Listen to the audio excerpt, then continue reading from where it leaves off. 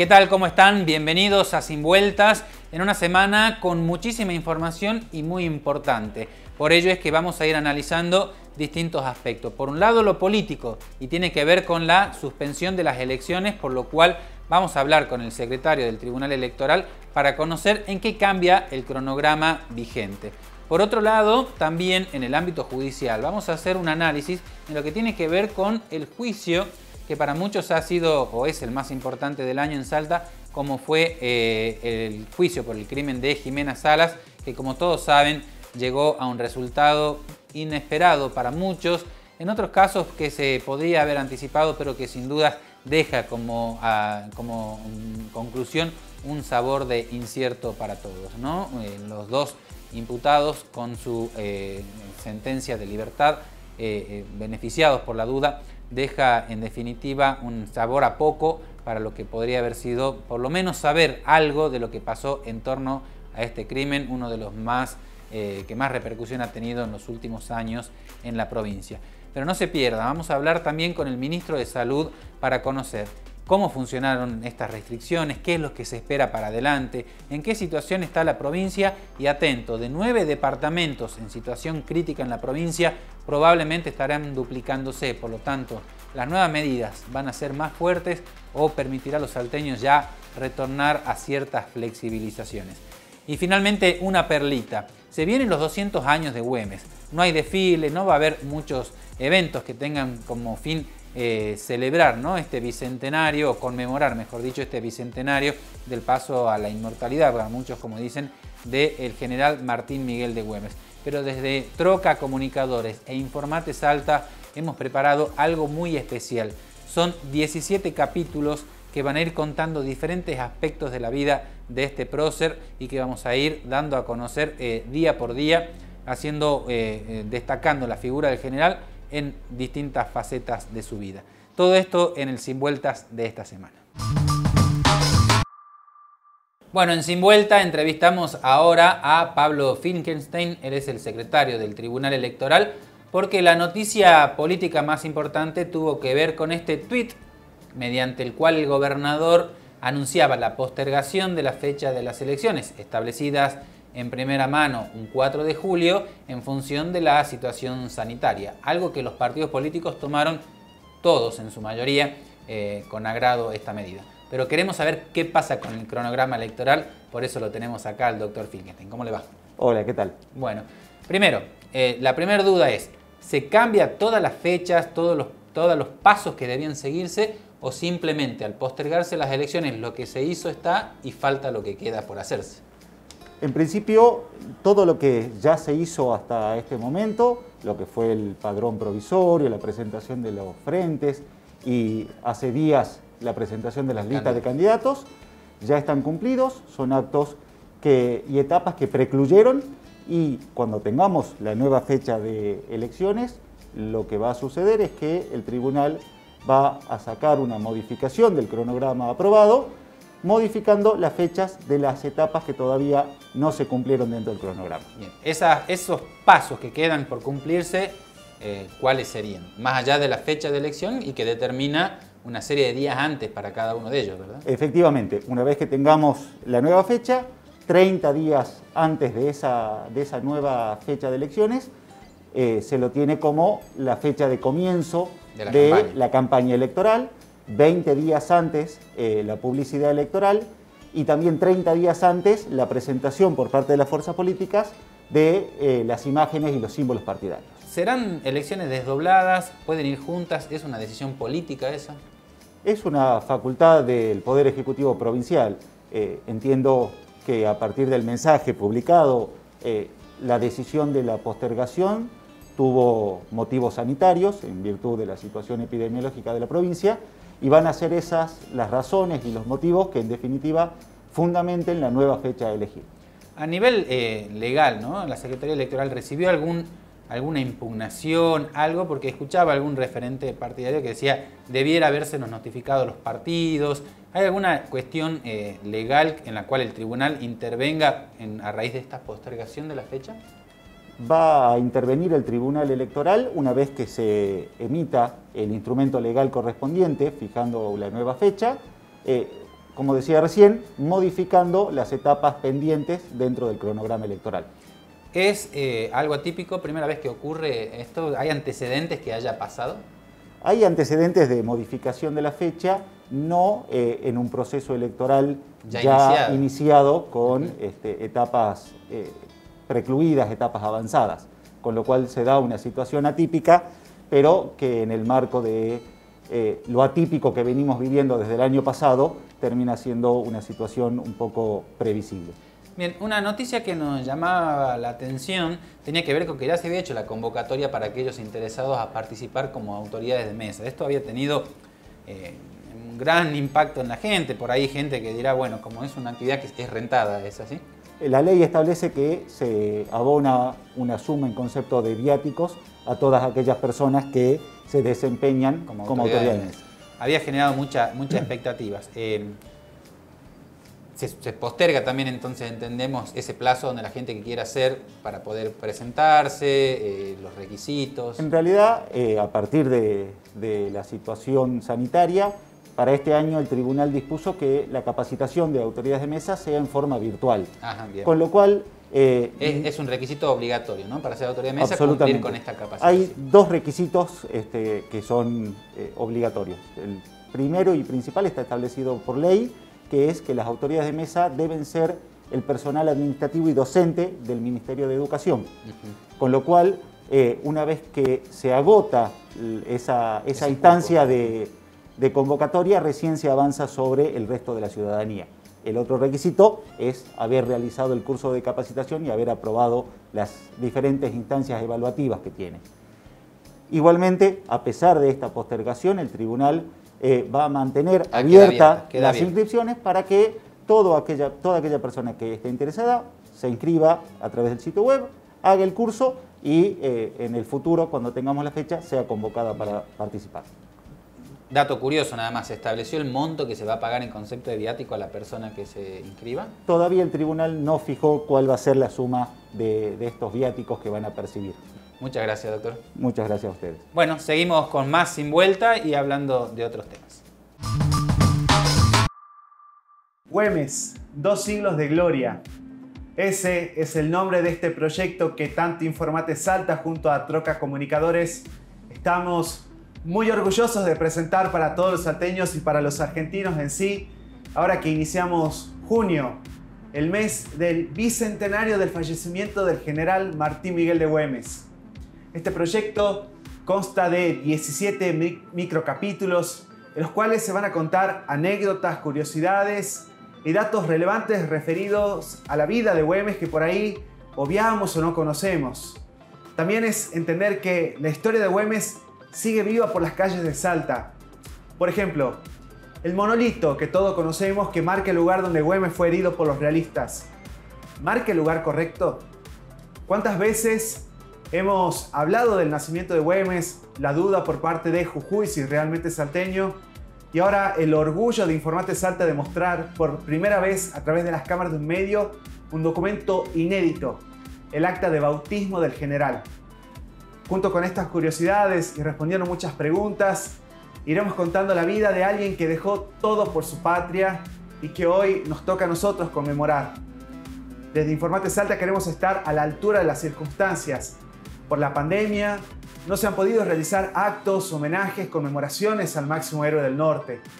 Esta es nuestra contribución, nuestra adhesión, nuestro aporte cultural, pedagógico, para que todos los salteños y los argentinos conozcamos más de este héroe del cual hace 2 siglos se producía su fallecimiento, pero también su entrada a la gloria. Se convertía en un prócer para todos nosotros. Esperamos que pueda ser de su disfrute, también de su aprendizaje y sobre todo que nos ayude a revalorizar la vida de un hombre que lo dejó todo por nosotros, por usted, por mí, por todos los que estamos hoy en este hermoso suelo que es Argentina. Que lo disfruten todos ustedes, amigos. La historia de Güemes sigue viva por las calles de Salta.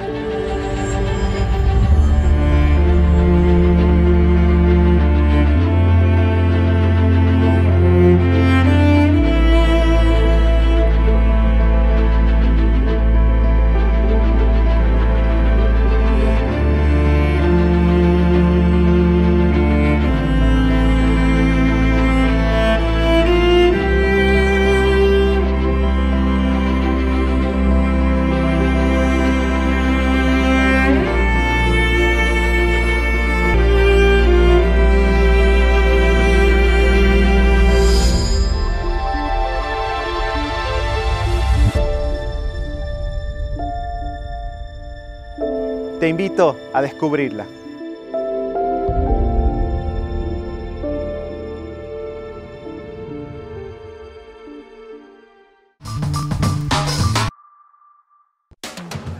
CNN Radio. En Salta Capital, FM 94.7.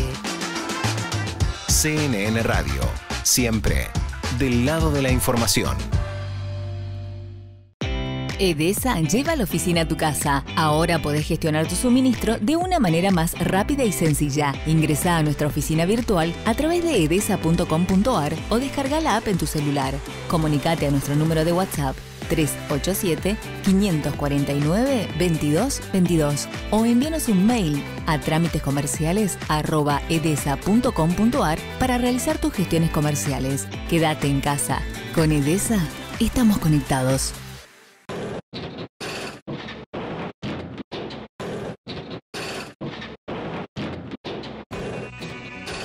Iniciamos el plan de arreglo de calle, centro y macrocentro, 1000 cuadras de hormigón, pero hormigón real, de calidad, para que dure mucho tiempo. Estamos haciendo obras para mejorar la ciudad.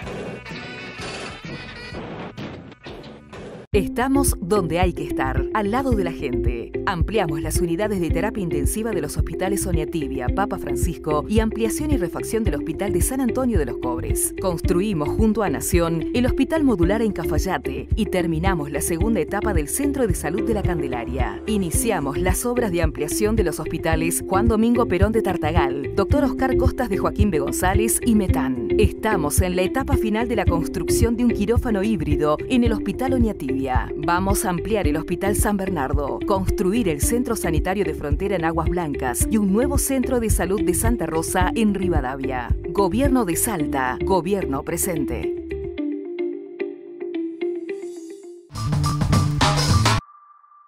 Bueno, así como lo hicimos la semana pasada, nos movilizamos de nuestro estudio donde normalmente hacemos el programa y vinimos a visitarlo al ministro de Salud Pública a su oficina, donde está incansablemente trabajando y en esta lucha diaria contra el coronavirus. Ministro, gracias por recibirnos en primer lugar. Buenas tardes, la verdad que un gusto recibirlo, no te conocía, pero bueno. Bueno, nos comentaba, ¿no? Estamos en el peor momento, ¿no? Desde la pandemia que empezó allá por marzo del 2020, estamos en una situación con muchas incertidumbres todavía. Bueno, sí, efectivamente, yo siempre defino como dos escenarios totalmente diferentes. El primer escenario fue el 9 de septiembre cuando asumimos la gestión con una situación crítica, con un sistema de salud prácticamente colapsado, pero con 530 casos y en una situación de aislamiento en fase 1. Hoy tenemos un segundo escenario donde ya hemos tenido 690 casos, está oscilando la curva, venía amesetada de momento, controlada. Tuvimos un pico muy importante de casos la semana 19, la semana pasada, que llegaron prácticamente 700 casos. A posterior nos baja a 500, 300 y hoy vuelve a picar, se fueron a 500, 690 casos.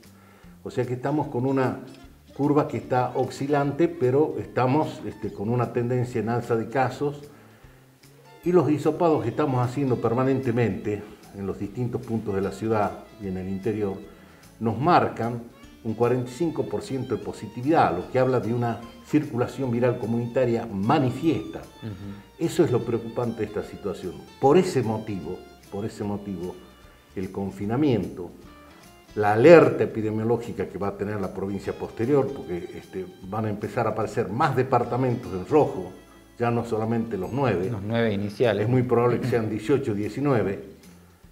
Y las medidas que tenemos que tomar restrictivas, que son lamentablemente digo, tienen que ser contundentes, porque es la única manera de disminuir la circulación viral comunitaria, de evitar el contagio. Lamentablemente, también debo hablar sobre la irresponsabilidad de la gente que no adhiere a los protocolos, que no cumple con las normas que baja el COE, que en un local donde el 30% debe ser en forma interna en el local no se cumplen. Hay 110% de personas dentro de los locales, donde hay aglomeramiento en los supermercados, en las plazas, en los negocios de venta, y todas esas situaciones realmente nos llevan a esta situación epidemiológica lamentable, a pesar de que ha sido una provincia que ha estado dentro de las 3 en el país con menos situación de riesgo. Porque hay mucha expectativa de la gente, ¿no? Entiendo yo que por un lado está la situación sanitaria y por otro lado comerciantes y bueno, muchos otros rubros, hoteleros también salen a manifestarse, el turismo, que plantean que están en una situación que no se aguantan más estas situaciones de encierro, de confinamiento.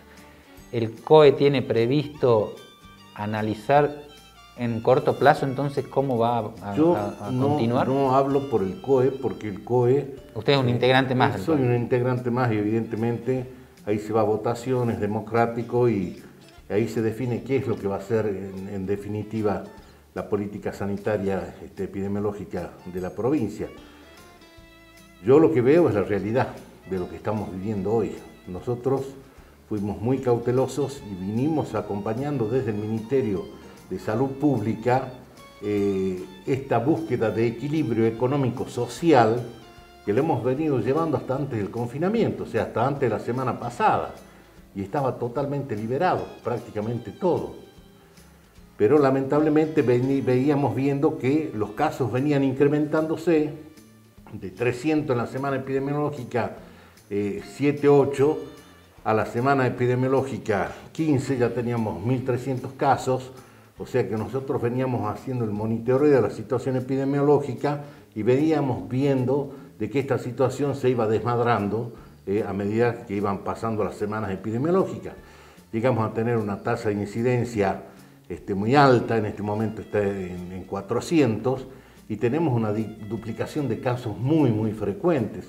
O sea que evidentemente las medidas que se habían adoptado de restricción son producentes y están prudentemente en el momento oportuno tomadas, porque caso contrario se pone en riesgo el sistema sanitario, que ya viene dando respuesta a prácticamente los 700 casos que hemos tenido, con un número de ocupación de camas alto, que está en el 90% de las camas de alta complejidad, y con otro problema que también es grave, el tema oxígeno. Hemos pasado de consumir 1 tonelada a 1,5 toneladas. Y acá hay una sola empresa que nos provee, que es, no la voy a nombrar, y hoy he tenido que salir a hablar y en la búsqueda de auxilio de otra empresa, que es nacional o multinacional, para lograr también la provisión de oxígeno. Hay esas situaciones que son complejas. Camas de terapia intensiva con ocupación elevada, provisión de oxígeno también que está en situación complicada. Entonces tenemos que ser muy cautos y serios al tomar las medidas. Aparte del confinamiento, digamos, estas medidas que tienden a reducir la circulación de la gente, el otro elemento salvador, donde todos tienen la mirada puesta, es el tema de la vacunación, ¿no? ¿Cómo marcha la vacunación en la provincia? ¿Cómo podría calificarla usted? Bueno, la logística de vacunación es buena. Este fin de semana vamos a tratar de vacunar todo el fin de semana. La idea es completar la población de riesgo. Estamos prácticamente a 80.000 personas de completar la población objetivo. Tenemos colocadas 320.000 vacunas ya de primera dosis. Tenemos que empezar a colocar el segundo componente o la segunda aplicación de las vacunas Covishield y Sinopharm, que es la China, y no nos ha llegado todavía el segundo componente de la vacuna rusa, o sea que hay prácticamente 100.000 personas vacunadas en primer componente con la rusa. Que esperan la segunda dosis. Que esperan la segunda dosis, que seguramente va a llegar la semana que viene al país. Eso hay que hacer el reparto y obviamente en base a la tasa poblacional se distribuye. A nosotros nos toca el 2.7% de las vacunas totales. Así que bueno, estamos avanzando. Hoy nos ingresaron 18.900 vacunas de AstraZeneca, que es la vacuna COVAX, que antes se la llamaba Covishield, pero los componentes en primera y segunda colocación son los mismos. Así que vamos a seguir avanzando ¿Es optimista con la posibilidad de que la provincia compre vacunas por sí mismo a raíz de este anuncio que se hizo con el laboratorio? Bueno, por decisión del gobernador es un negocio que está iniciado. Hemos firmado la carta de intención y se está avanzando con el laboratorio en la provisión de las vacunas. Obviamente esto tiene varias etapas de negociación. Es un laboratorio americano, Janssen Cilag, y evidentemente en el momento oportuno el gobernador dará a conocer el término de la negociación y la compra de la vacuna. Bien, la última, hablaba también de la circulación de algunas cepas, digamos, de variantes, ¿no?, del coronavirus en la provincia. Bueno, sí, ya lo han anunciado, el Servicio de Epidemiología ya ha anunciado que tenemos cepas circulando en nuestra provincia. Lamentablemente hay 3 cepas más Manaos detectadas a través del Laboratorio Nacional, que son en Capital, en Metán y en Apolinario Saravia tenemos cepa Manaos. Y se ha descubierto una cepa del Reino Unido en Metán. Bien, muchísimas gracias, ministro. Gracias. Veredicto en la causa 140-355.000/20, caratulada Vargas Sergio Horacio por homicidio triplemente calificado por ser cometido con alevosía y ensañamiento y por precio o promesa remuneratoria, y Cajal Gaufín Nicolás Federico por encubrimiento agravado en perjuicio de Salas Jimena Beatriz. El Tribunal de Juicio, Sala 7, falla. 1. Absolver a Sergio Horacio Vargas. 2. Ordenar la inmediata libertad del imputado Sergio Horacio Vargas de las demás condiciones personales obrantes en autos. 3. Absolver a Federico Nicolás Cajal Gaufín en calidad de autor del delito de encubrimiento agravado. Nos metemos en el hecho noticioso, en el ámbito judicial más resonante de los últimos tiempos en nuestra provincia, y tiene que ver con este juicio a Jimena Salas, juicio por el crimen de Jimena Salas, que tuvo un impacto que llegó incluso a muchos medios nacionales. Para ello sumamos a Romina Domínguez, quien ella ha venido siguiendo todo este caso en nuestra página informatesalta.com.ar para sacar algunas conclusiones al respecto. Romina, ¿cómo estás? ¿Cómo está, Federico? Y bueno, este juicio que nos dejó un sabor amargo, después de 3 semanas, más de 100 testigos, el tribunal decidió absolver a Sergio Vargas, quien estaba imputado como partícipe secundario del crimen, y también al viudo de Jimena, Nicolás Cajal, quien había sido sindicado como supuesto encubridor.